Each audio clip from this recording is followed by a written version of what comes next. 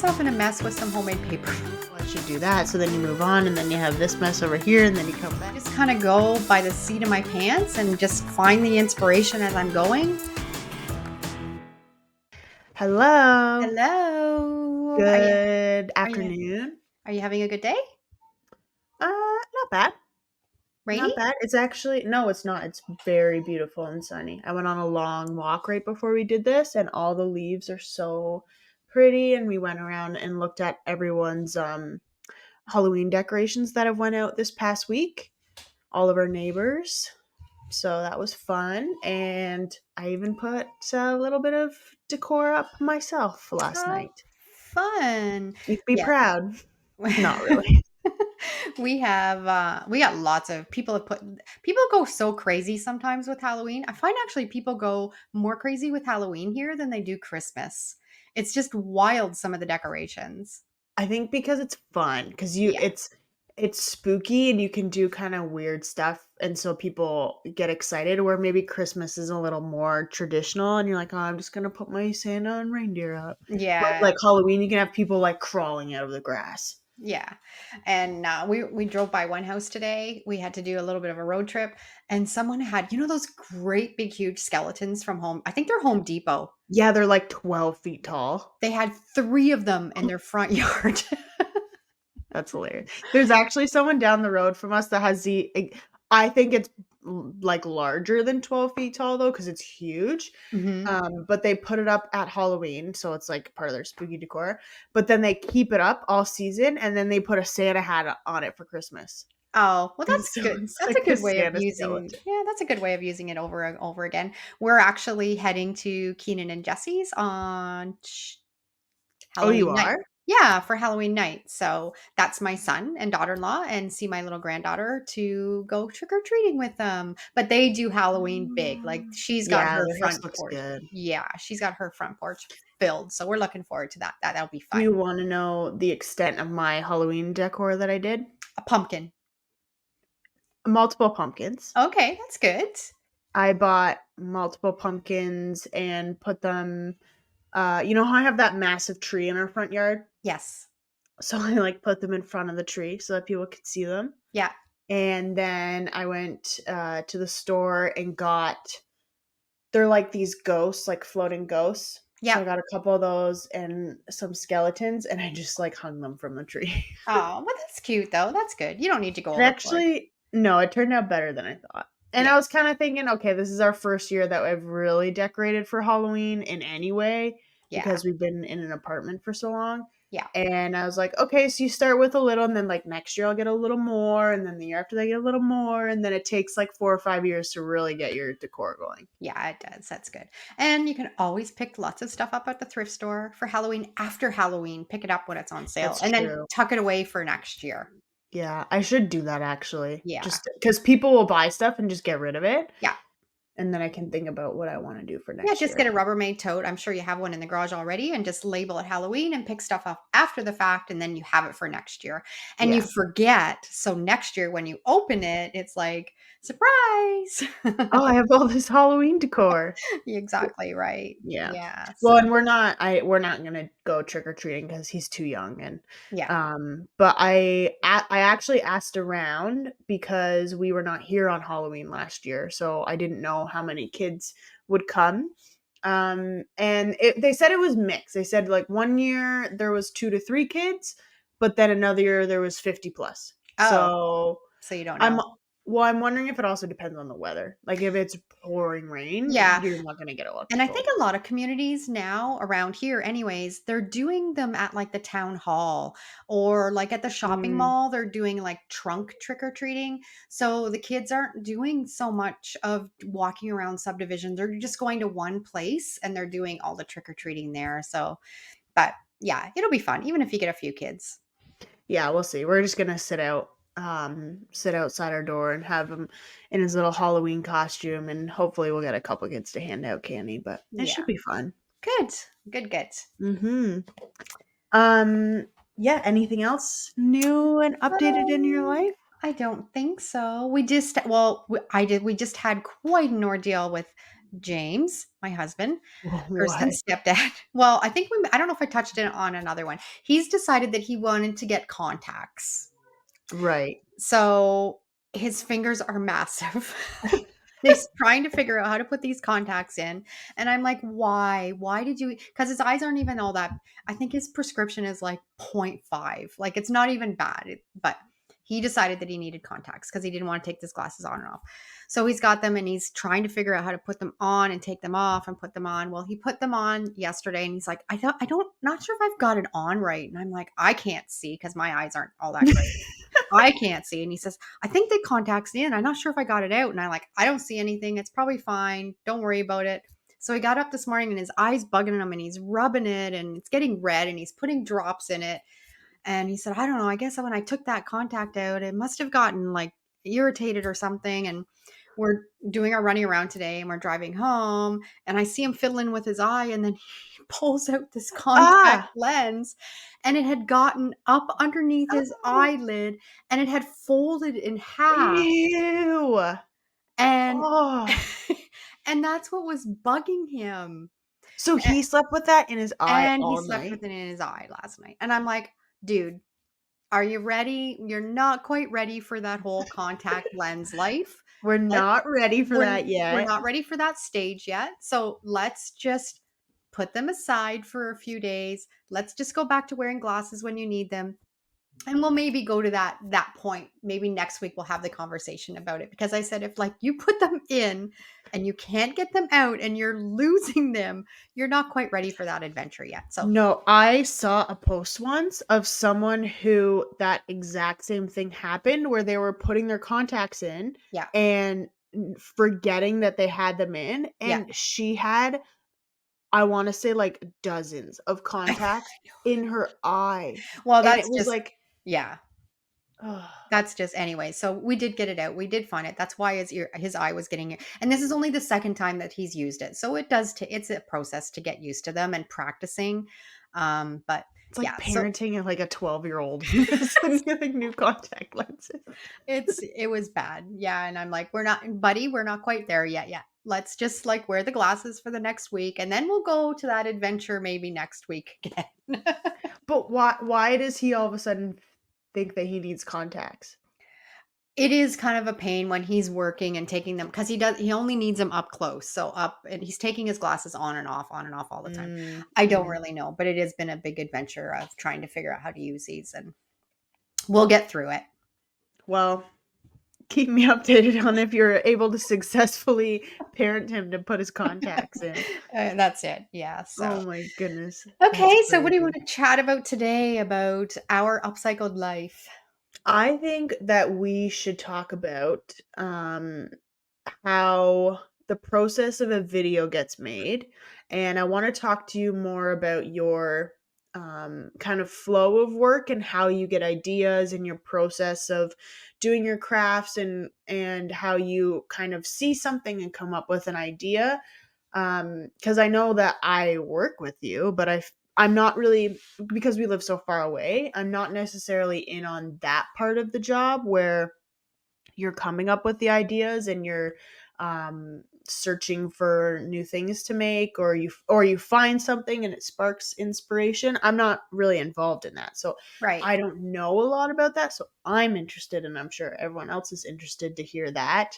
Hmm. um yeah, so I think what I would like to start with is, how do you find that you get the first initial spark for an idea for a video?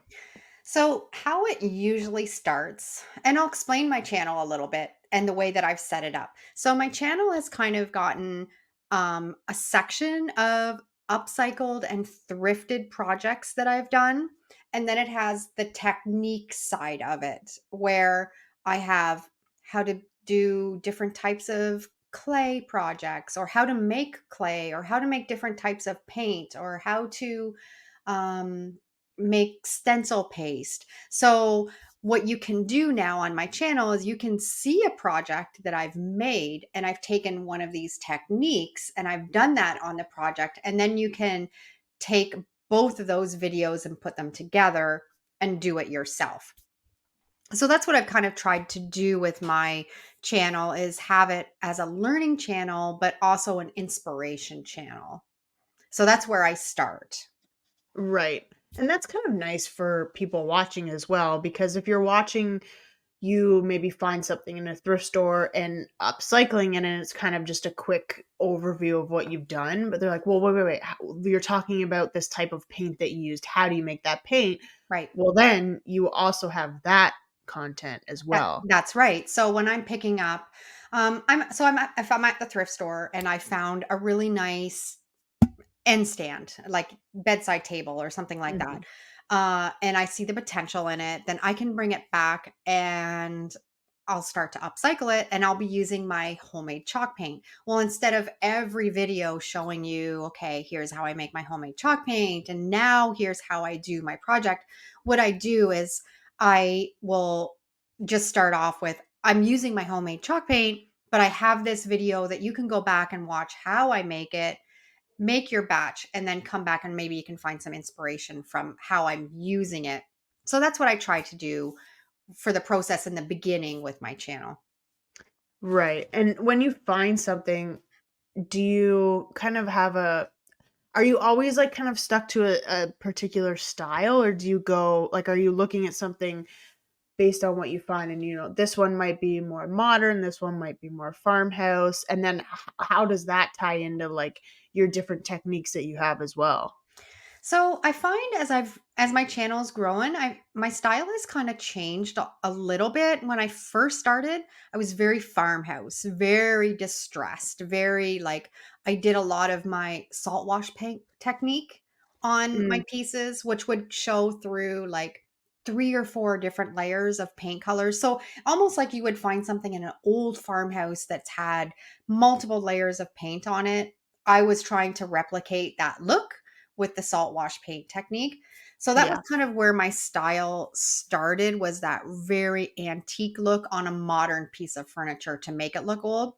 I'm finding now I'm going more towards like modern farmhouse. So I'm not distressing as much. I'm still using the chalk paint all the time, but I'm maybe not distressing as much. I'm using more wood colors instead of painting everything. I'm leaving some wood aspects to projects. Like I just did a dresser where I painted the bottom half white with my homemade white chalk paint.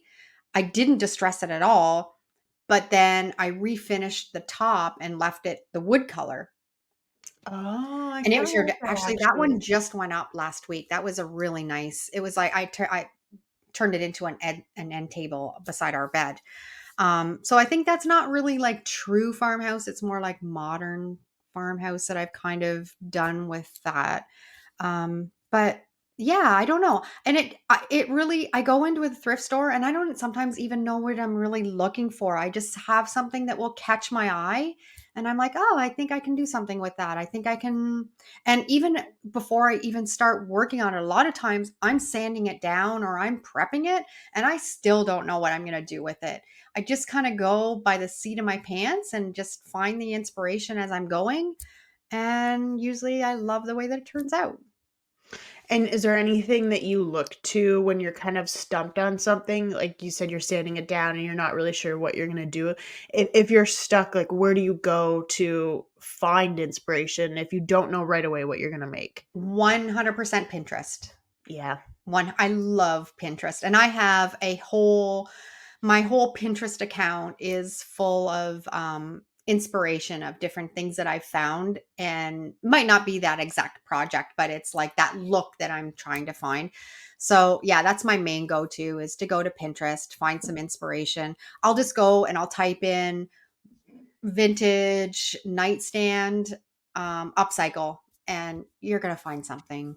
And you might even find some inspiration for like, everything doesn't have to be white and wood. Like you can find inspiration for colored stuff or how somebody has styled it in the room after they've done it, which I love too. I mean, you do this piece and then what do you do with it? How do you style it? So Pinterest is fantastic for that.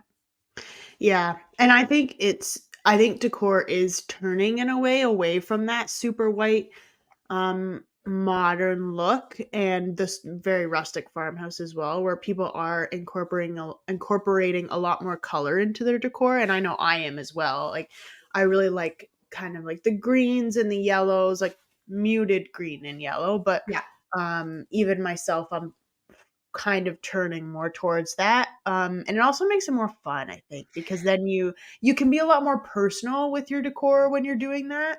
Yeah, and I love, like, that mustard yellow color. Yeah. Oh, Uh, look at look at behind you. exactly. Yeah, exactly. Teal, I love that warm teal color. I do a lot of that. And I just love when you go into a room and you might not have I don't like when your whole room is a color, one continuous color, but I love a pop of color. So you walk into a kitchen and you've got white cupboards, but then I love that pop of like a teal cabinet or like the Mm, mustard yellow cabinet and just doing pops and stuff like that. But I definitely go to Pinterest when I'm looking for inspiration. yeah. I do the same thing. I mean, when I made my nursery, which I basically just finished now, which honestly is a tip for any new mom. Your baby is not going to sleep in that nursery for like minimum 6 months. So there's So no rush. don't worry about it because don't think that you need to have a perfect nursery when that baby comes home.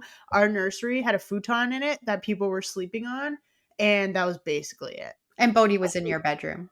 And he was in our bedroom. So don't worry about making the perfect nursery when the day that baby comes home because it's just not realistic. No.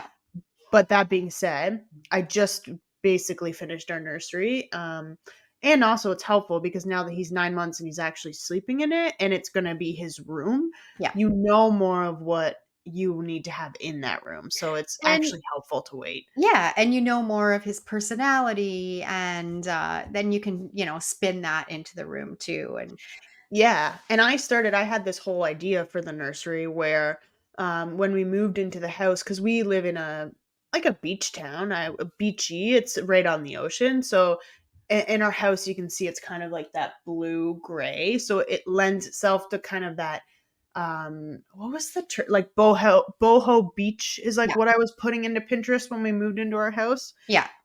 So I was when I was doing his nursery, I was thinking, okay, I'll do like a surfer kind of beachy theme Mhm. in the nursery. And then I put up one photo, which is it's actually a really nice thrifted photo that I got. It has this super old, intricate frame Mhm. that has like gold elements and it's all like, I don't know, not curly tail, but like very like 50s looking gold vintage frame. And then inside is a vintage world map that has a bunch of animals on it. Mhm. So I hung that.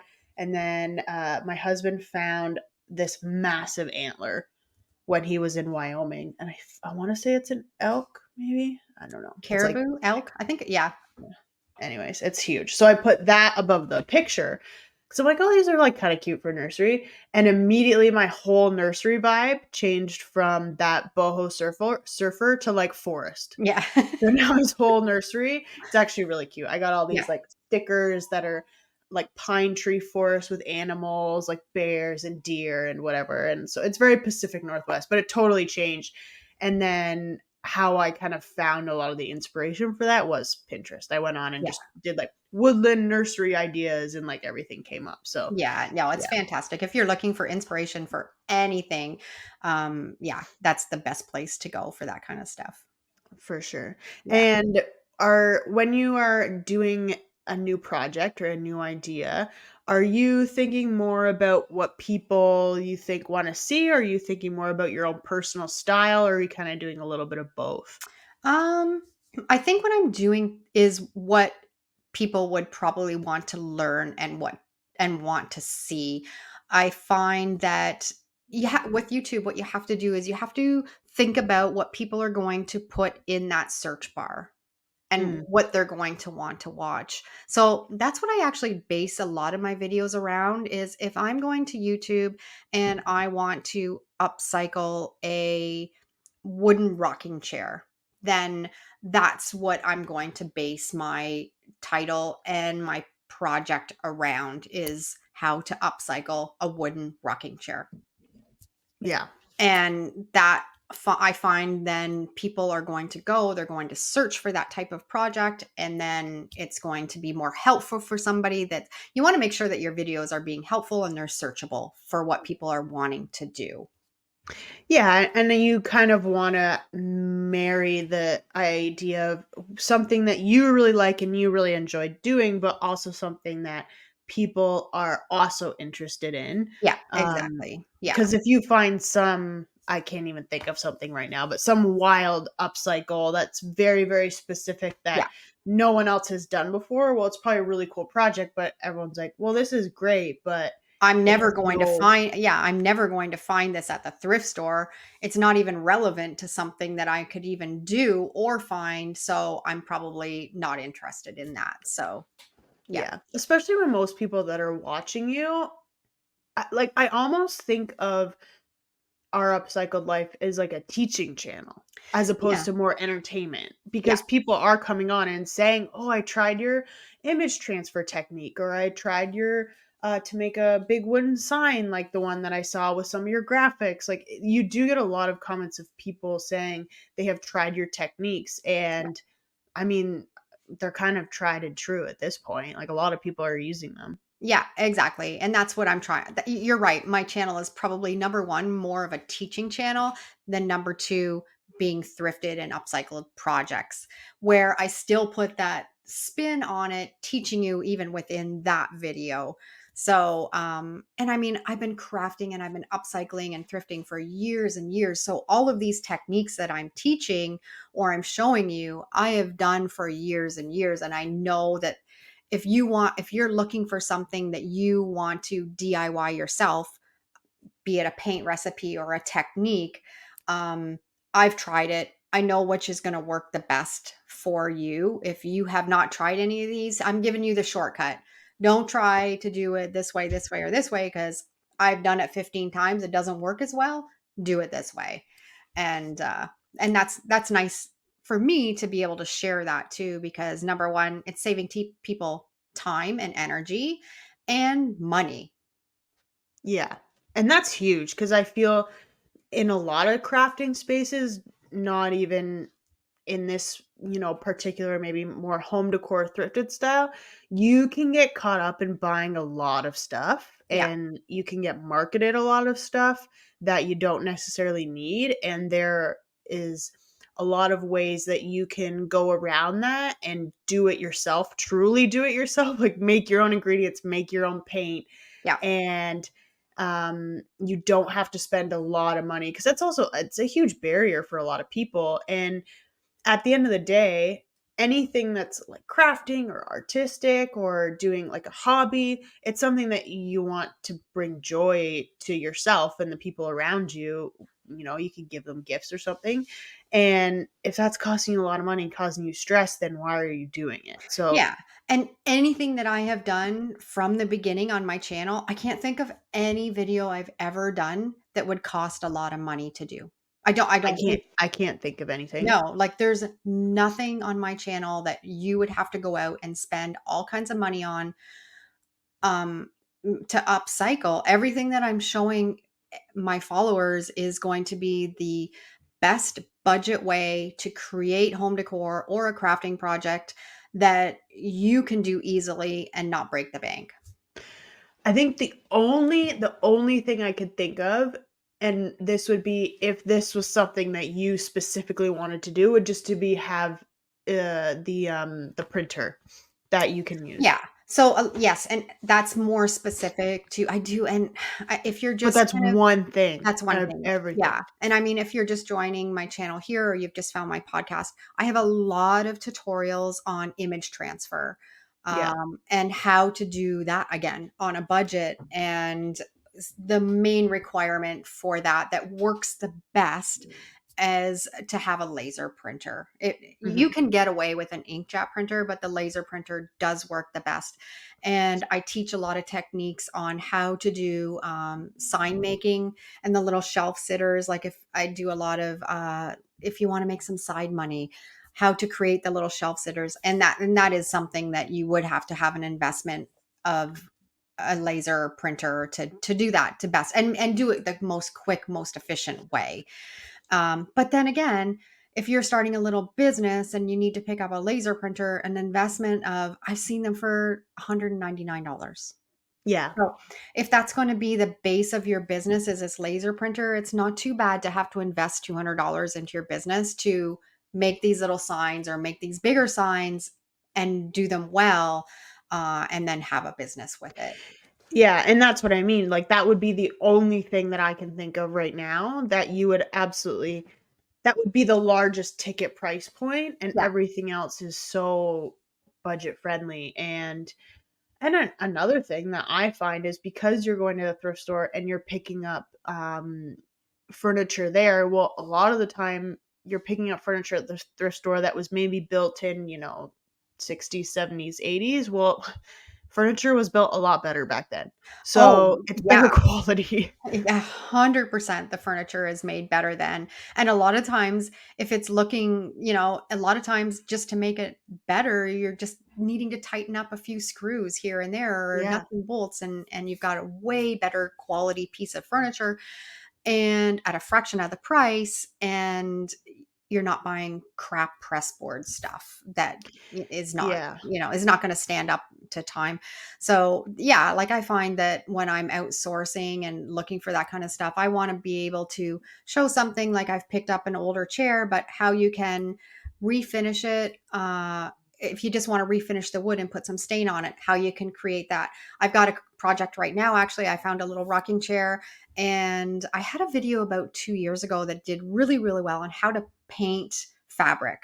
So Mm, I'm going to recreate that video on a different project. I have this rocking chair, and the fabric is really dated, like really yeah. 90s dated.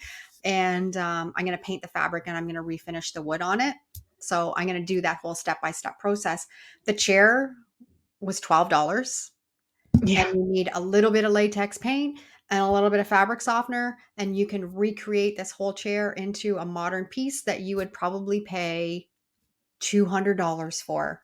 Yeah. So, Yeah, and I think the thing that, like, gets me now is especially with social media, you go on and it depends on who you follow, and I've gotten better about that myself, but there's it's almost like there's a new trend every season. yeah. So if you are watching that and you have that pressure, like, there's a new color now that's trendy that I need to like redo all my kitchen stuff with, or there's a new style. Like now it's dark wood where it used to be light wood, and then it was like all gray, and now that's changed. And you can get really caught up in these micro trends and feel the need to constantly buy new coffee tables, new chairs, new dressers, and all of that stuff, which is why that cheaper press board is so popular because it's cheap and it's easily exchangeable. And I just think back to like grandma and even generations before where you went out and you spent a decent amount of money on a dining room table, but like that was your dining room table. Like you And were you on it weren't switching for it your up. whole life. Yeah, Yeah. exactly. Yeah. But it was Yeah. built to last.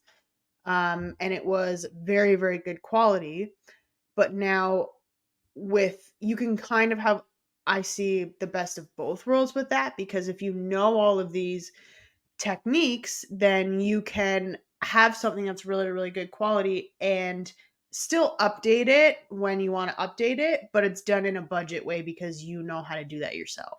Exactly. And anything that I am teaching you, if you don't like the style of it 2 years from now, you know how to redo it. Like, you Exactly. can refinish it again. You can repaint the fabric again. You're not limited to, like, once you've done this project, that's it. Now you can't, you can use those techniques again, so you don't have to go out and buy something. So if this chair, if I'm painting it beige this year, 2 years from now, if you want to have it black, you can paint it black and go with those trends and change your style. But yeah, there's so many of these things that you can do, that people can do so much more on a budget just by going out and thrifting and marketplace and looking for things that you don't have to buy all of that cheap stuff.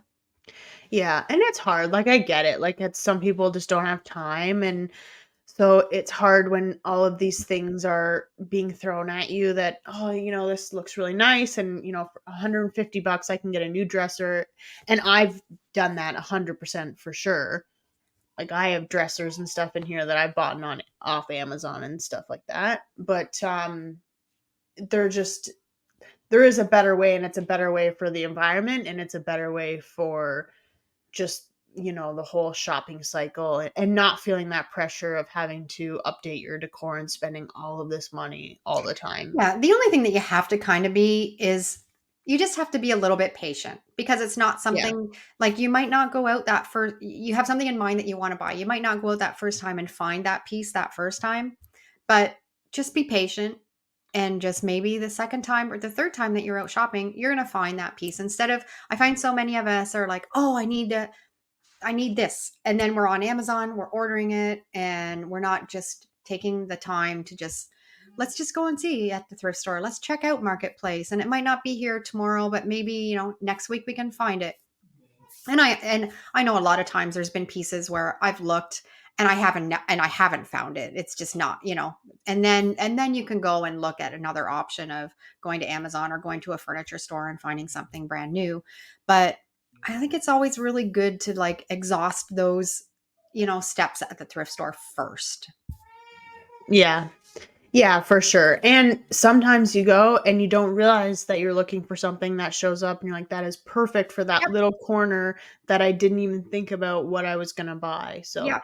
yeah, it's it's a good option just to like always keep in the back of your head when you are about to like buy something. And I always think about the two. I'm like, I'm on it because it's hard where we live. I don't have an IKEA. There's no Walmart. There's no stores. Like there's a Yeah. Home Yeah. Hardware You're and limited. there's a dollar store, and that's basically it. And you have to take a ferry to go to anything like that. So I'm guilty of the Amazoning for Mhm. sure. Yeah. But I've had to really just like I'm about to like hit buy now, and then I'm like, wait.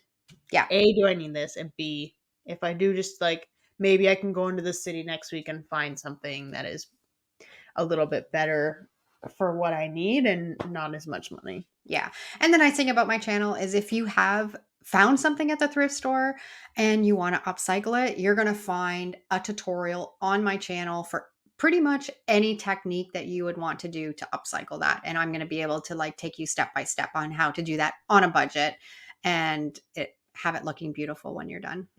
What's your favorite technique to do? Like what is something that you always like to do, and what is a technique where now you're like, oh, this would look really good, but like, man, is this a pain to do? My favorite, and I said I've kind of my style is kind of switched a little bit away from like farmhouse to a modern farmhouse, but there's nothing more satisfying than doing a project with the salt wash paint technique Mm. and layering up those layers of different colors of paint. And then when you get that scraper and you're scraping off those layers and you're seeing all of those different colors come through, I love that technique. And it's so easy to do, but it's just yeah, that's my favorite. It's You should do another YouTube channel where it's just like that ASMR where you're just like Scraping the I bet you it would work. I bet you it it would. I would. bet you could, and people would just watch that, put some jazz in the background and just scraping off all Just the different colors. or like sanding with all the salt. Just Yeah, that would be and cool. you should do it and make another YouTube channel. Yeah, like I don't have enough on my plate. Yeah, exactly. How do you think like so with the salt wash? Because it's pretty rustic looking. Yeah, it's very rustic. How how would you merge that into a more modern farmhouse style? Go to Pinterest and find some inspiration, and you will find a modern farmhouse theme kitchen or hutch or whatever you've done with them taking something like a salt wash paint cabinet and putting it in that and how to style Mm. it. That's what I would do. It's all about the styling, eh? Like Yeah. it's not necessarily the piece, it's how it's placed in a room and what's on it. Because I Yeah. guess if you had something that was super rustic, and now I just had a vision, like a very rustic, um, not a vanity, but something with a buffet in a Yeah. kitchen that's like salt, that's all done salt wash, but then you filled it with very modern glass Exactly. things, Yeah. vases, mugs, all that. So Yeah. then it's like modern with the rustic. Yeah. as opposed to then filling it with classic farmhouse stuff, and then it looks dated and old. Yeah, and that's where the fun comes in. I mean, you can find so many inspirations on how to display stuff on shelves and stuff like that, but when I have finished a complete cabinet and maybe I've done a salt wash technique on it, or it's finished and it's complete and it's in the room, to go to the thrift store and find stuff to style on top of, like, in that Mm. cabinet is so much fun. I love a knickknack, a good Y knickknack. Yeah, and yeah, actually, you asking me what I'm drawn to lately. You know what I'm really drawn to lately is homemade pottery. When Yeah, me If too. I'm heading to the thrift store and I found a piece of homemade pottery, I'm, like, doing a happy dance. Yeah. Love that. And, like, finding the old bowls, the old homemade Mm. bowls or the mugs and the beautiful earth colors. I love that. I actually went to a thrift store, I was a couple weeks ago at this point, but I found 3 or 4 mugs and a little kinda ring tray Mm, that someone had made because I flipped it over and on the bottom, it just was like, it looks like someone took a toothpick and just wrote their name. yep, yep, And I use, like, it was a big mug with, like, a big handle, and now it's, like, my coffee mug every morning because it's yeah, perfect for a big latte that I make, yeah. and yeah, it was, like, a dollar I know, 50. you can find so many beautiful, yeah, so many beautiful pieces, and again, it's just the hunt, right? You're going and you're might not find something this trip, but the next trip you go, you're gonna find some gorgeous stuff, so, yeah. Yeah, and that homemade pottery can also look very modern, and it can look very upscale to an extent, so then when you have these older pieces, and we talk about maybe not getting rid of something, but restyling it, Yeah, then you can find those pieces to restyle your older piece that now looks completely different in your space, yeah. and you don't necessarily have to buy that new cabinet or something because it looks totally different. Yeah, Styling exactly. is huge. What's that?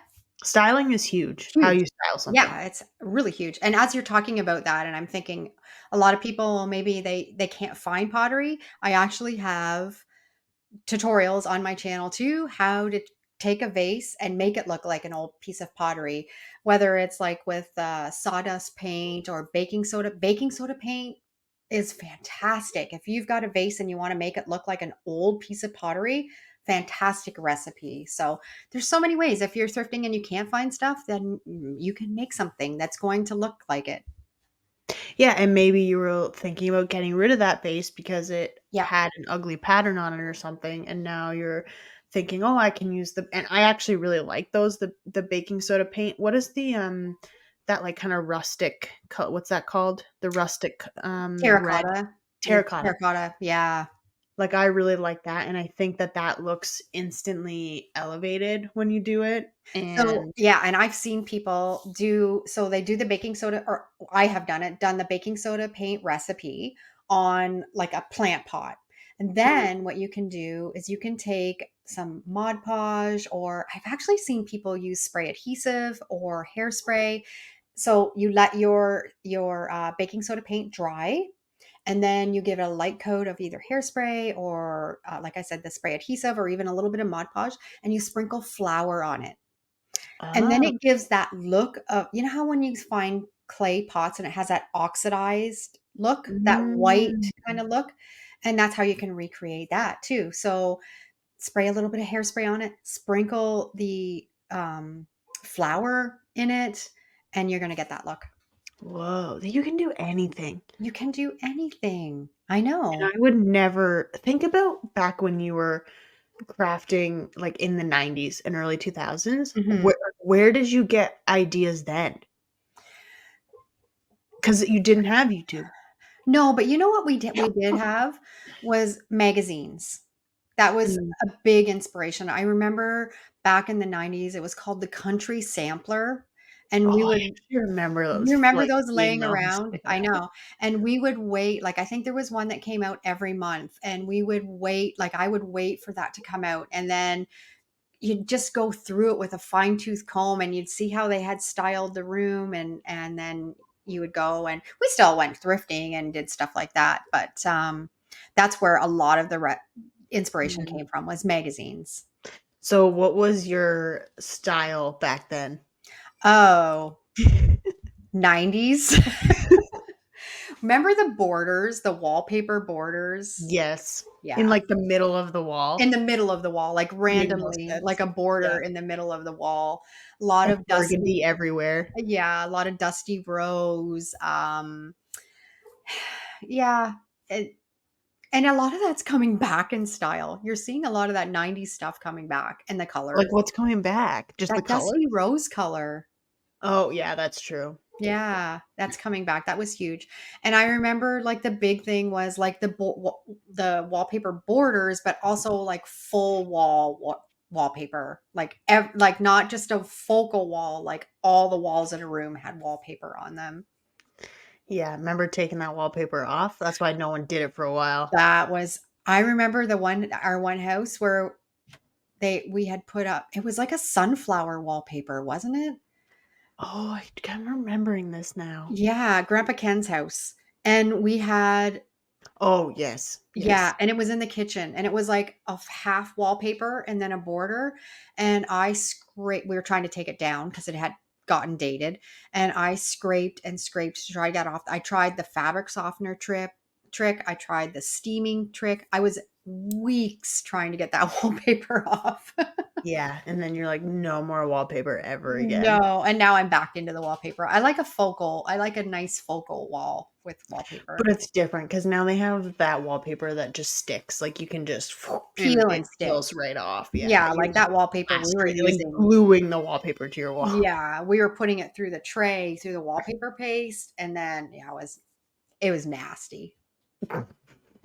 Yeah, not fun. So No. definitely, yeah, but you're right, you are right, a lot of that '90s stuff is coming back, I think just not as overwhelming as it was. No, and remember the other thing I'm having visions now of like decor that we had from the 90s. Everything had was wooden with the hearts cut out of it. Yes. Mhm. And now what I'm finding is people are asking for inspiration on how to cover up those hearts and, how to up the hearts and how to make it look like it's not 90s. But then I saw a huge creator on Instagram the other day, I think it was. She's a huge following and she does a lot of like what I thrifted and how I styled it. And she found one of these wooden um, shelves with hearts all along the bottom and she left it as is and she styled it with a beautiful plant and books and I'm like that's not so bad, the hearts aren't so But bad. that's what I mean, it's in the styling. I It's Yeah, not necessar like, if you had that and you styled it '90s, then people would walk in and be like, "Ooh, you haven't updated your house in a while." yeah, But if you style it with modern things or yeah, things that you kind of like now, then it's gonna look totally different and you can make a fit. exactly. And you're going to go to Pinterest and find inspiration and then go to the thrift store to see what you're looking for or to find and then you can come and you can do paint techniques to create those projects and then you've got a beautiful styled shelf. This whole podcast episode is just an ad for Pinterest. Just Basically. kidding. They're not paying us, but Just basically. basically. I love Pinterest though. Yeah. I know. I do it for, like, clothes and hair and everything. Yeah. Outfits. Yeah, yeah, I do outfits a There's lot. huge creators out there on Pinterest for how to style because my style's awful. I look like most of the time I look like I'm ready to go to base camp and I'm to hang out Yeah, with a you just wear Sherpa. outdoor clothing all the time. It I looks like know. you're, like, gonna climb Mount I Everest. know, but it's comfy. But there's some really great creators there that women over 40, how to style your clothes for women over 40 or over 50. Some great inspiration I was there. gonna say over 40? Over 50. It's the same Over thing. 50. It's the same No. thing. uh, What was your biggest DIY fail?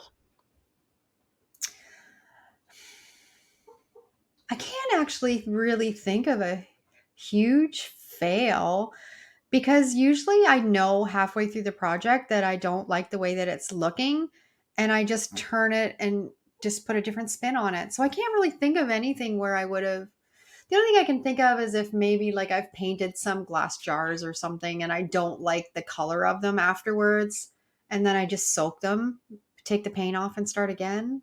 I can't really think of anything like really big DIY fail.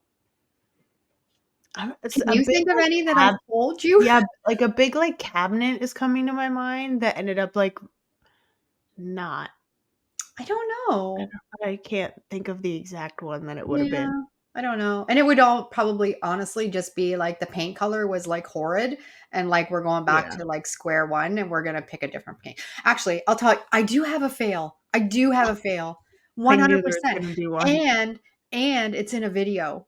Is it? Yes, 100%. And I'd forgotten all about it. So we're going back to my how to paint fabric.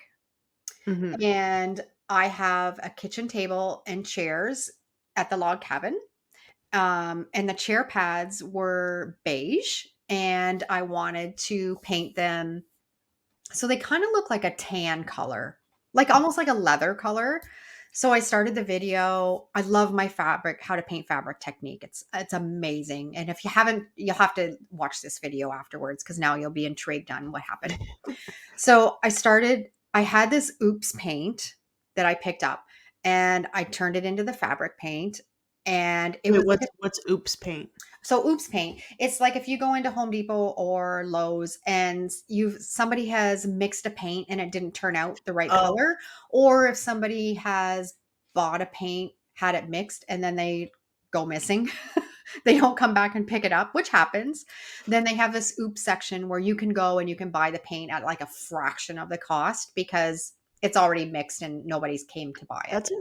that's a good hack. Some people might Yeah, not and know I you do can do that. recommend that in a lot of my videos to make sure, and it's hit and miss, like, you can go in and sometimes there's stuff there and sometimes there's not.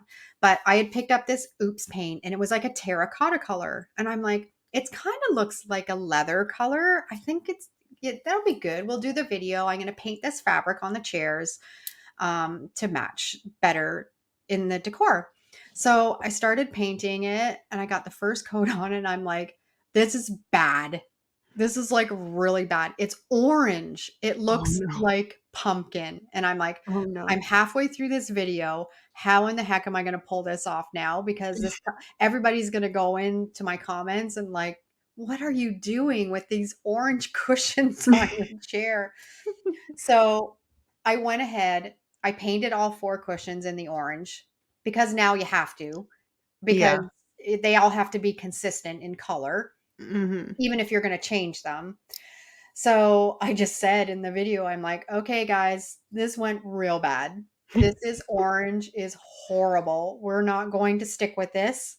Bear with me. We're still gonna do the fabric paint. We're just not doing this fabric paint." So I mixed up some teal, some really pretty teal color, and repainted over top of the orange, and they turned out beautiful. Well, see, there you go. It was So meant to be. there was a fail. There was a fail, I knew there was a fail. and I pulled it off. And there's video evidence of that. That was the how to paint fabric. So you can check that out. I'm also kind of thinking of maybe was there, like, a homemade paper situation? I've got myself in a mess with some homemade paper before. There might have been some homemade paper blow ups. I Seems like a actually lot of tried work. to make I because I have my craft room here that I work in is very, very small, and I decided I wanted to make some homemade paper, which can be messy if you don't have the proper setup. So I Mm, had made a batch of homemade paper and then realized that it was too cold to take the paper out because you have to dry it. You have to hang it up and dry it. mhm. That I didn't really have the weather outside to do that. So I started laying all this paper out on my floor and everywhere in my craft room. And I had paper everywhere to let it dry. And then, of Like course, you have soaking wet paper. soaking. Well, it's not soaking wet, but it's a mess. It's yeah. And I had it like laid on chairs and on my table and yeah, but it dried beautiful and I had wonderful paper from scrap that would have otherwise went into the garbage. But yeah, True. there's a Well, lot of mess that goes on behind the scenes. yeah, maybe not so much fails, just, messiness. Yes, and exactly, not so much fails. I have a mission and I know what I need to accomplish. It's just when I'm filming stuff, just like you can't see if you're watching it. I'm just shoving stuff to the side while I'm doing it. I'll clean up the mess later. Yeah, Yeah, and as you start this thing and then you think about, "Oh, I should do that," so then you move on, and then you have this mess over here, and then you yeah, come back, and then you finish this thing, and yeah, yeah, it exactly. gets to be a lot. Yeah, exactly. That's funny. Yeah. What would be if you were thinking of like if someone was brand new to crafting Yes. and they were kind of not sure where to start and they weren't super confident in their abilities, where would you suggest they start? The first place that I would start would be, first of all, you don't need to spend thousands and thousands of dollars to get stuck to get set up to craft. You can find probably 80% of even my crafting supplies I buy at the thrift store. I'm not heading to the dollar store, and I'm not heading to Michael's and Hobby Lobby. I'm looking at the thrift store first. Decorative cutting scissors, you can find at the thrift store. Paper cutters, they have a whole craft section there. So if it's something that you think you want to get into, head there.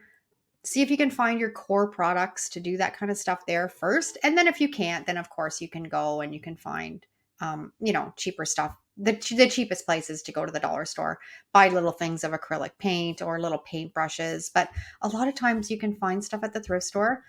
Um, and just start with a small project. You don't need to start crafting and have $100 worth of scrapbooking paper and punches, and just buy what you need for that project. Make sure you're going to like it, and then you can branch out from there. I think that's What would be if you had to pick 5 things because a lot of tools do overlap with different projects, 5 things that you think someone would need to have if they were going to start crafting in a way that you craft? five things. First thing would be paintbrushes, and you don't even need good paintbrushes. You can actually just go to the dollar store, and they have pretty good paintbrushes there. Pick up a couple paintbrushes, um, a good pair of scissors, good pair. So you're probably not going to find that at the thrift store. You might want to go to sometimes you can find even good scissors at the dollar store, but the fabric store, buy a good pair of sewing, fabric scissors. I'll counter that though. If you find it, you look and see that you think a pair of scissors might be good quality, you Yes. can go get them sharpened. Yeah, you can actually, and that's a good tip. You can take them. Almost every hardware store does have Mhm. a sharpening service. That's true. Yeah. Yeah. So if you're finding a good pair of scissors at the thrift store and they're not really cutting all that great, that is. And I think I actually, I think I took some knives actually for you My as well. knives. Yeah, Yeah, you're right, and and they did a great job. it was so cheap. It was like $5 or something per knife. It was not expensive at all. So that is an option. And that being said, I found a vintage pair of pinking shears. If anybody knows what pinking shears are, they're like this serrated edge on scissors. And they were $2.99 at the thrift store. And I don't think they'd ever been used. They were probably in a sewing box for years and years. So again, we're going back and we're hunting. We're looking for things before we go and buy new. But you're gonna need, your good paintbrush, a good pair of scissors. You're gonna need some glue. The school glue is fine. Bottle of Mod Podge. You can do so many things with a bottle of Mod Podge. Uh, and you can even make your own homemade Mod Podge if the store bought Mod Podge. If you want to do transfers, you have to use the Yeah. store bought. But if you're just wanting to do decoupage projects, make your own Mod Podge. It's simple. All you need is some glue and some water and the right measurements, and it works perfect for you. Um, and the How other many is thing, that? I think that's three, maybe four.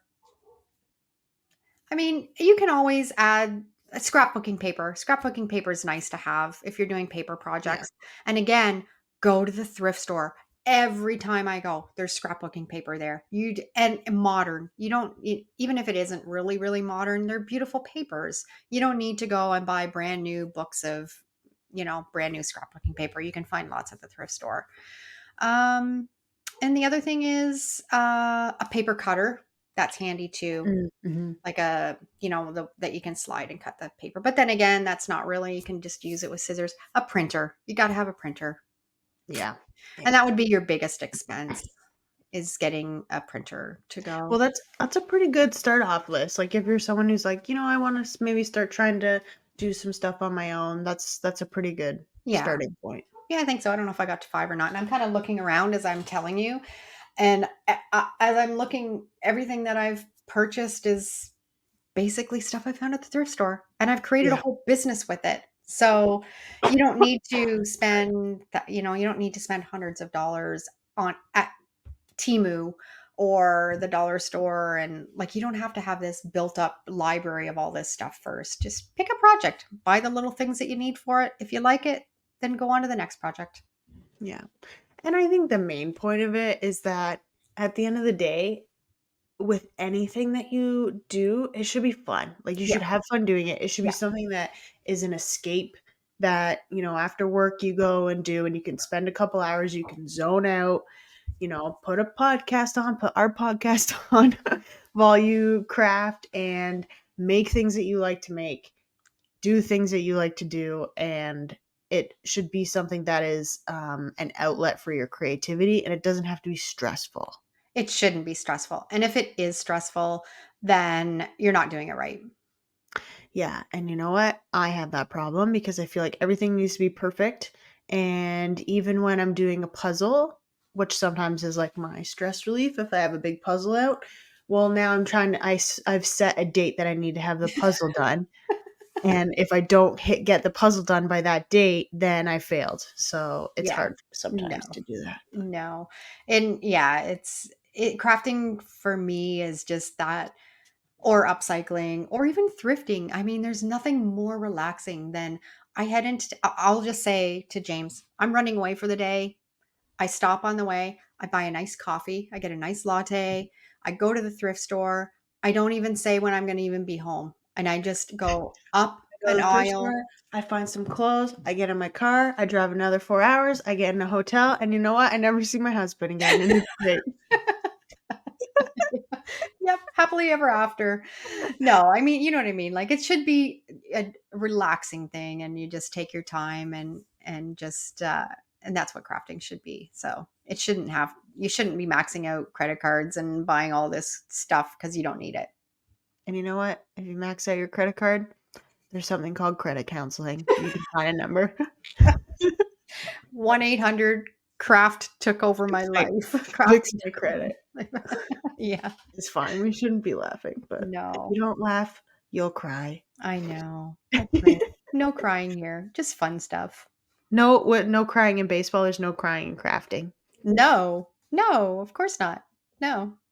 Maybe a little bit. Yes. I do have one issue when I'm crafting though. What? Well, my issue is I can't craft with other people because I don't craft nicely. That's like me in board games. I'm not allowed to go to board game nights anymore. I Too can and competitive. I'm really good at teaching, like video wise, but put me in a room with people that are crafting and then not have me critique is bad. Like I So basically hover. what you're saying is we can never do like an our upcycled life retreat. Well, you would have to go under the understanding that I'd be hovering very hard. That's like me when I'm cooking though. I hate people being in the kitchen with me. It drives me nuts. It's like, "Okay, move out of the way. I'll do this for you." That's what Yeah. yeah, so I saw there was an Instagram post that was like so just it like hit every note of how I feel when someone comes into my kitchen. And it's like, when you invite a friend over and you're making dinner and then all of a sudden they want to help and you want it to be like a cool, chill night. So you're like, yeah, sure that you can help. But then like they're grabbing an onion, it's your salad onion, it's not your cooking onion, and you're supposed to just think that everything is fine. You're exactly, like, that's me. 100%. And that's how I am with crafting. It's actually really bad. I tried to have a craft night with one of my best friends, and by the end of the night, she's like, "Just go home. I don't want to craft with you anymore." She said, "I feel like a failure. You've like taken over my whole project."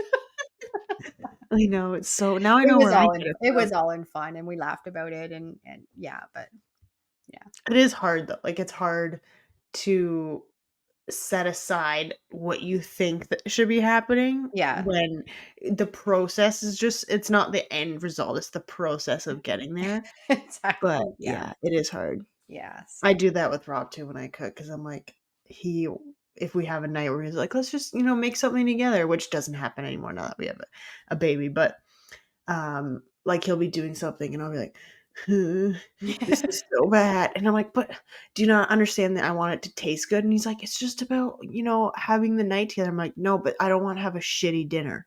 Yeah, but what happened with your fettuccine alfredo the other night? Yeah, exactly. I let him make dinner. And also I just realized that I swore we're gonna have to beat that out. Oh, no.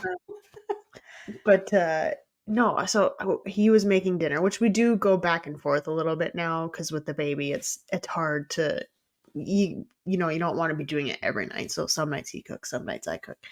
But he wanted a fettuccine alfredo, and he's in the kitchen for a while and he's making it and he puts it in front of me. Well, and he's at the point where he has this noodles in the sauce, and I come in and I grab something from the kitchen and he's like, it's just like really watery. And I was like, it'll thicken up. Like sauces thicken up once they're on the table off the heat source, everything. I'm like, it's fine. It'll thicken up.